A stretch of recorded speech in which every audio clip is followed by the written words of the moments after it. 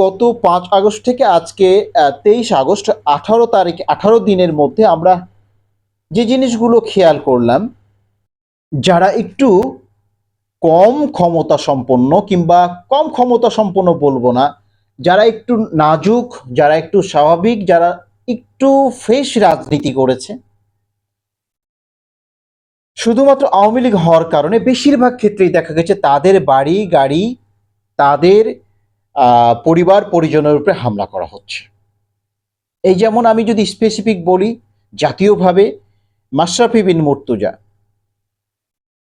তিনি কিন্তু এমন অপরাজনীতি করেন নাই, এবং তিনি যত কিছু করেছেন তা কিন্তু তার খেলাধুলার ইনকাম থেকেই করেছেন। সে এমন কোনো দুর্নীতি করে নাই বা এমন কোনো নিকৃষ্ট কথা বলে নাই যে যার জন্য আমরা তাকে অপরাধী বলতে পারি। অথচ 5 তারিখের পরে তার বাড়িটাই আগে ভাঙা হয়েছে। প্রিয় বন্ধুরা, অপরদিকে সাকিব আল হাসানের বাড়ি এখনো অক্ষত আছে বলে আমি যতদূর জানি, তাকে কিন্তু এখন পর্যন্ত কিছু করা হয় নাই। অথচ সাকিব আল হাসান শুধু রাজনৈতিক কারণেই নয়, তার খেলোয়াড় জীবনেও সে অত্যন্ত মানহানিকর, অব্যক্তিত্বস্বরূপ, বিভিন্ন সময় বিভিন্ন অনাকাঙ্ক্ষিত এবং সমালোচনামূলক এবং বিরক্তিমূলক আচরণ করেছে, যা আমাদের দৃষ্টিকটু, শ্রুতিকটু ছিল এবং বিরক্তিকর ছিল বটে।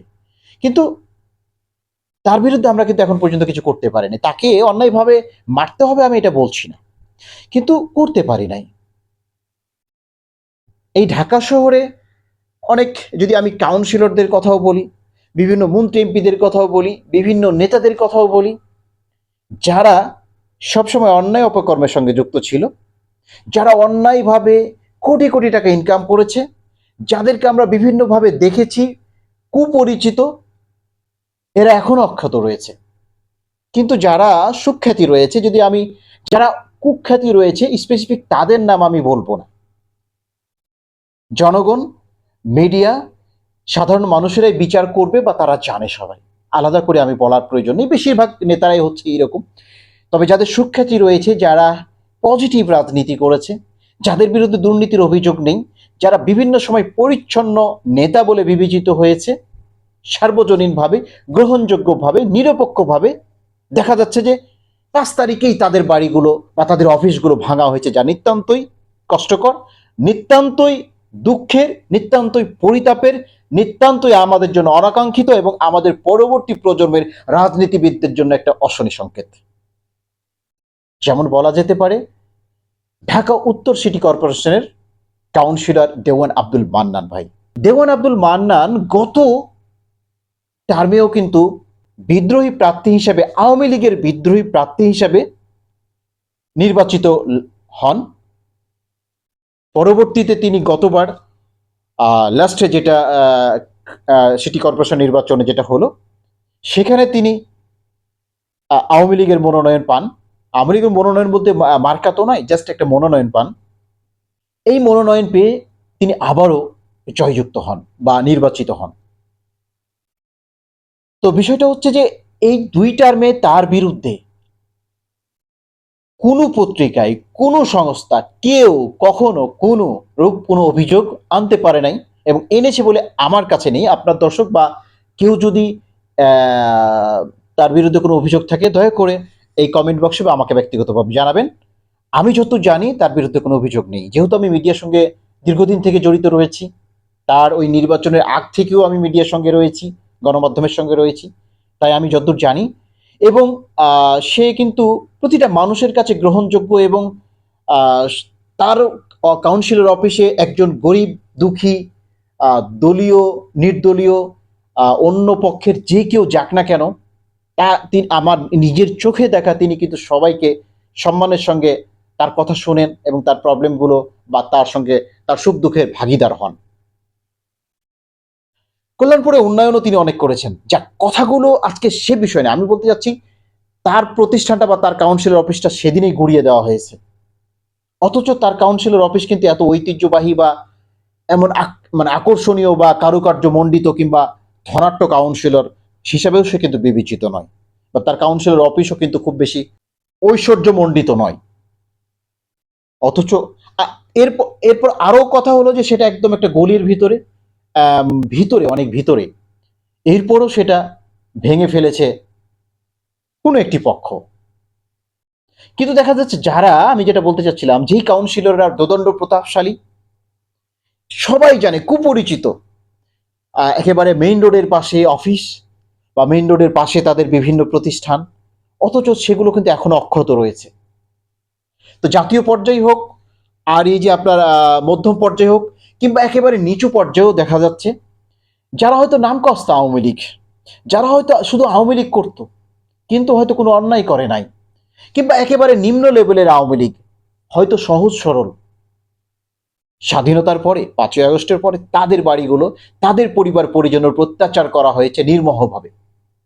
কিন্তু একেবারে প্রান্তিক লেভেলের আমি কথা বলছি, যারা মানে পরিচিত আওয়ামী লীগ, যাদের বিভিন্ন অনাকাঙ্ক্ষিত ঘটনা, অন্যায় অত্যাচার গ্রামে গঞ্জে একেবারে সবাই জানে, ছোট বাচ্চা পর্যন্ত জানে, তাদেরকে কিন্তু কিছু বলা হয় নাই। তো আবারও সেই কথাটাই মানে আমার মাথায় চলে আসলো, বা আমাদের আমরা প্রিয় বন্ধুরা আমরা বলতে পারি যে আসলে শক্তের ভক্ত নরমের জম। আপনি অন্যায় করছেন, আহ, আপনি আওয়ামী লীগ করেছেন, অথচ আপনি এখনো অনেক ক্ষেত্রে অক্ষত রয়েছেন। আপনি অন্যায় করেন নাই, জাস্ট আওয়ামী লীগ করার অপরাধে বা কোনো দলীয় পদ পদবি থাকার জন্য, কিংবা একটি নির্বাচিত প্রতিনিধি হওয়ার জন্য, আপনি একজন ভালো মানুষ হওয়ার পরেও যদি আপনি দেখা যাচ্ছে যে তাকে দোষারোপ করেন, তাকে নির্মম অত্যাচার করেন, তাহলে তো এই সমাজে পরবর্তী প্রজন্মের কাছে, আমাদের কাছে, সাধারণ জনতার কাছে একটা নেগেটিভ বার্তা বইবে। ভালো মানুষের দাম নেই। আর সেটা আওয়ামী লীগ, বিএনপি, জামাত, যেই হোক না কেন, পরবর্তী যখন দল আসবে, এই ভালো মানুষ আপনি যতই ভালো কিছু করেন না কেন, আপনাকে পালিয়ে বেড়াতে হবে, অন্যায় অত্যাচার সহ্য করতে হবে। এমন তো হওয়ার কথা নয়।